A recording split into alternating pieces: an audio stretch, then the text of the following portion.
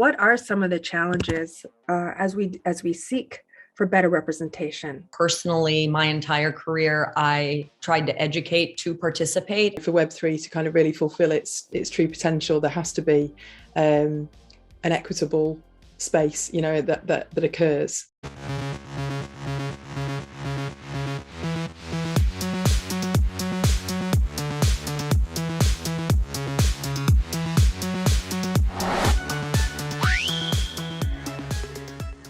We have this awesome opportunity now, don't we?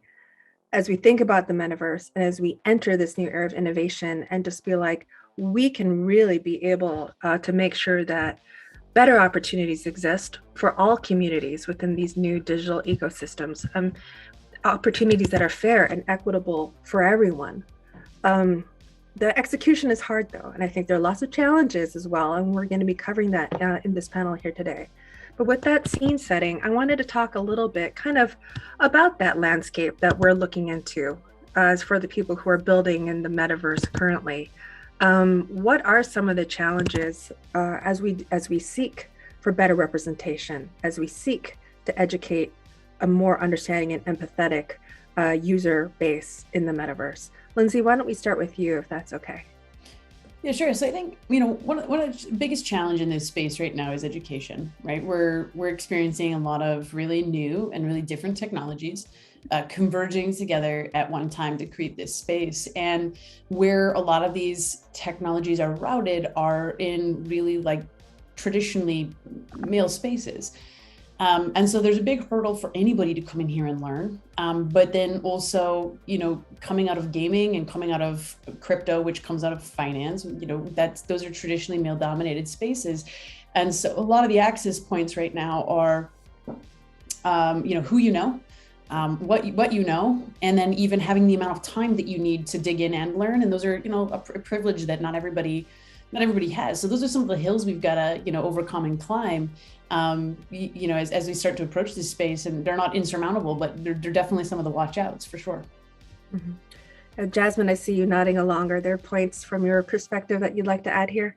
Yeah, I'm going to build off of Lindsay and basically say, I think at least personally, my entire career, I tried to educate to participate, and this is about participating to educate. And I encourage my friends or people in my network or the artists or athletes we partner with who are just so talented in their own ways, who are afraid that they may make some sort of mistake entering into this space. I'm like, as long as you're motivated to learn and can find a place to participate where you feel comfortable, seen, a part of, you'll get educated through the process. I think if the motive is to learn, then you actually can't really go wrong.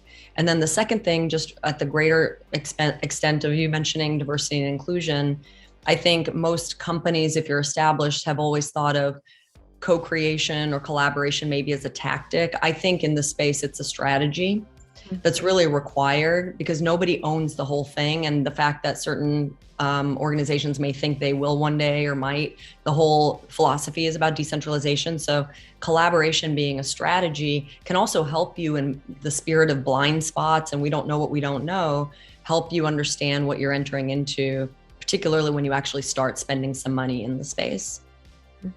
I really like the way you framed and phrased that, right? It's about participate to educate, right? Just dive right in many cases. That's the best way to learn. But do people have that type of ability? I mean, Esther at Hundo, you're focusing on education. Can you talk a little bit more about whether participate to educate is one of the best ways to get people involved in the metaverse, people from different communities?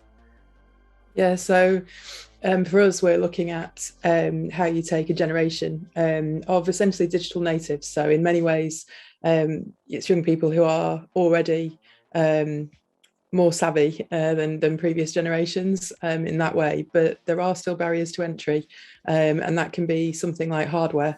It can be access to Wi-Fi, so there are some for us, for Web3 to kind of really fulfill its true potential, there has to be an equitable space, that occurs, and the way we look at it is you know, young people are stuck in mandatory education, whether they want to be or not. Government says you have to be. You know, I always talk about in the UK, you know, it's kind of, we've got, I don't know, 7 generations now learning about Henry VIII and his multiple wives.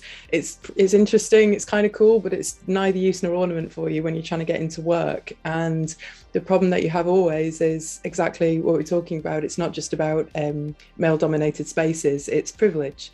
And that's relative. But for young people who might not even have, you know, enough phone credit all the time, it's kind of going, how do we address some very fundamental issues, and then kind of move on, you know, that sort of bit about participation. It's like going, yeah, there's a lot of factors, you know, that have to be considered and then tackled and solved to provide that kind of gateway access point, and that's kind of what we're focusing on quite strongly. Right. And again, can't wait to hear more as we deep dive into Hondo in the fireside chat following this panel. Janine, for someone who's so involved in the metaverse, as you look at the landscape currently, what are your views about ways that you think it can get better or it will need to get better based on what we've experienced so far? So ultimately, the metaverse is just the next conception of the internet, but it's one that requires game developers and gaming studios to build it out, which, as we all know, are largely driven by all-male game development teams and make games that largely appeal to a male audience. It's not to say there aren't a lot of female gamers out there, but the vast majority of the content is about shooting things and blowing things up, which is not necessarily how you bring the other 51% of the population onto it. The problem with game development, it's a very long lead time to build anything. And metaverses are ultimately games that have no stated objective, but which are no less complicated. So a lot of what you're seeing launched today are things that have already been in the works for 1, 2, sometimes even 4 years. So in order to have change happen in a time frame that makes sense relative to the explosive growth we're seeing today in metaverse, we need to get started now. And we need to make sure that we catalyze development of projects that speak to women, to speak to other groups that don't already have an online home or an industry that's building content for them. And I think that's a really huge problem to solve. I'm glad to see there are other women on this call, because I often, I see lots of deals, right? We're looking at 200 different metaverse platforms at any given time.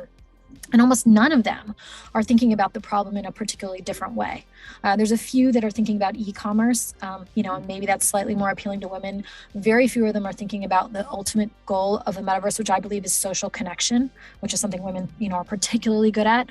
Job creation, vocational education, I think are huge, but also things like professional development and professional meetings. Like, I want to be able to go to the metaverse to take a meeting. We could do this in 3D instead of 2D. Wouldn't that be cool? And by the way, I don't have to worry about what shoes I'm wearing, because you can't see for real, which is really nice. Is why I don't have to do the back of my hair either. So there's a lot of cool things that can happen when women start to think about what women are going to want about the metaverse experience. And unfortunately, there are too few of us driving the ship right now.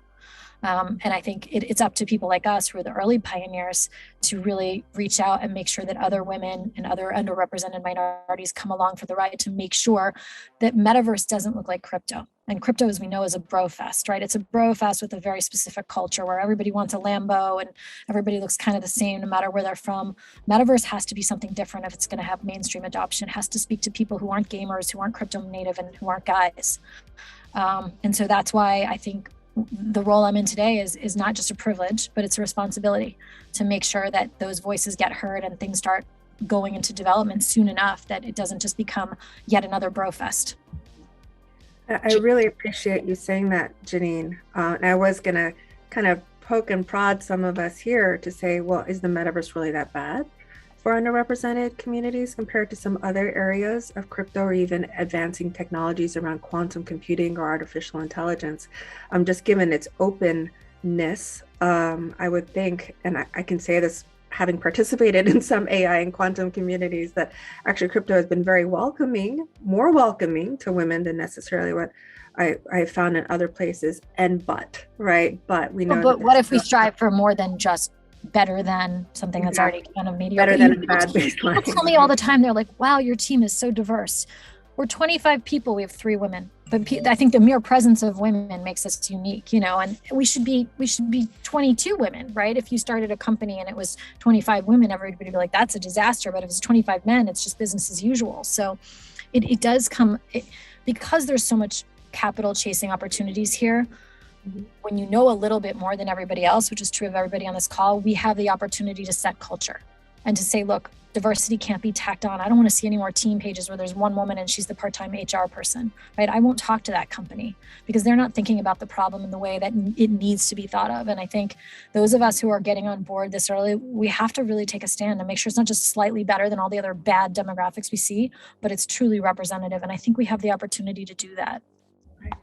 I would love to add a firsthand anecdote to support Janine's macro point. So my brand is at the intersection of art and sport, and I daily, and I laugh, but it's only because I can only do what I can do. Daily, the DMs are like, yo, bro, what up, bro? Hey, man. So there is an underlying assumption that the leaders in the space are a homogenous group. And I think that is what we have the opportunity to shift now. And I think it is already shifting towards the homogenous groups of leadership and power in the past. And so having a sense of awareness as a community is really important. And then secondarily, for anyone who's listening, my team in particular is not using the word blacklist or whitelist. We are not saying white glove service. We are not saying, we're going to give them white napkin treatment.